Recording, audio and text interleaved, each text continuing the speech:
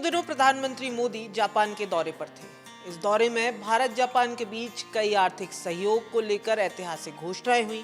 PM Modi और Japan के प्रधानमंत्री Shigeru Ishiba India Japan economic forum में शामिल हुए, जहां दोनों ने आर्थिक सहयोग को और बढ़ाने का साझा विजन रखा।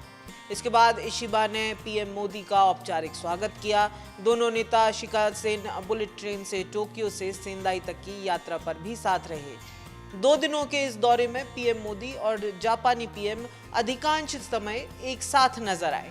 लेकिन अब सवाल है कि पीएम मोदी के इस दौरे से एक आम भारतीय के जीवन में क्या बदलाव आएगा, ये हम आपको बताएंगे। लेकिन उसके पहले विदेश मंत्रालय ने क्या कहा वो सुनिए।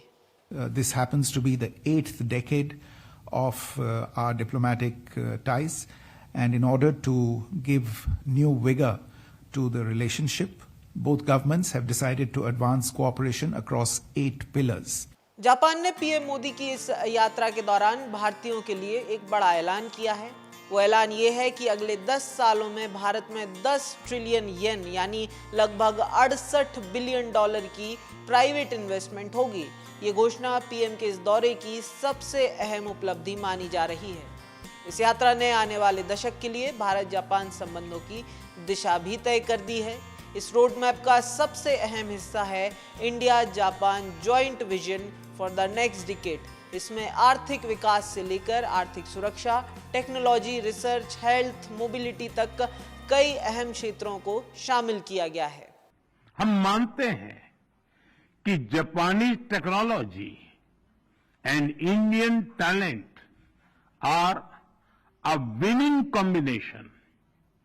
जहां हम हाई स्पीड रेल पर काम कर रहे हैं, वहीं नेक्स्ट जनरेशन मोबिलिटी पार्टनरशिप के अंतर्गत पोर्ट्स, एविएशन और शिप बिल्डिंग जैसे क्षेत्रों में भी तेजी से प्रगति करेंगे। Indian STEM talents are highly competent, but the Indian students coming to Japan to study are less than 2,000.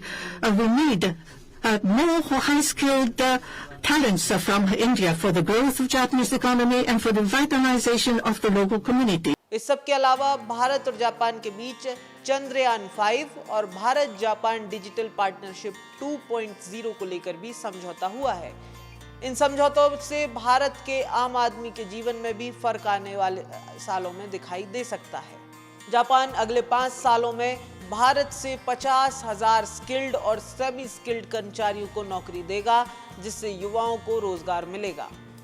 वहीं जापान भारत में अगले 10 सालों में करीब 68 अरब डॉलर का निवेश करेगा, जो उद्योग और आर्थिक विकास को बढ़ावा देगा। भारत जापान साझेदारी के तहत तकनीक, नवाचार और कौशल विकास को बढ़ावा मिलेगा। भारत के युवाओं को जापानी कंपनियों में काम करने के लिए तैयार भी किया जाएगा। जापान भारत के साझेदारी से छोटे और मध्यम उद्योगों को समर्थन मिलेगा, जिससे आय के स्रोत भी बढ़ेंगे। खैर, इस दौरे पर दोनों देशों के बीच की गर्मजोशी की टाइमिंग मौजूदा ग्लोबल पॉलिटिक्स के बीच भारत के लिए अहम है। भारत और जापान के बीच संबंध तो पहले से भी मजबूत रहे हैं। भारत के पहले बुलेट ट्रेन प्रोजेक्ट में भी जापान भारत का सहयोग कर रहा है और भारत के बुलेट ट्रेन प्रोजेक्ट को गति देने 2 बुलेट ट्रेन भारत को तोहफे के तौर पर भी देने का ऐलान पहले ही जापान कर चुका है।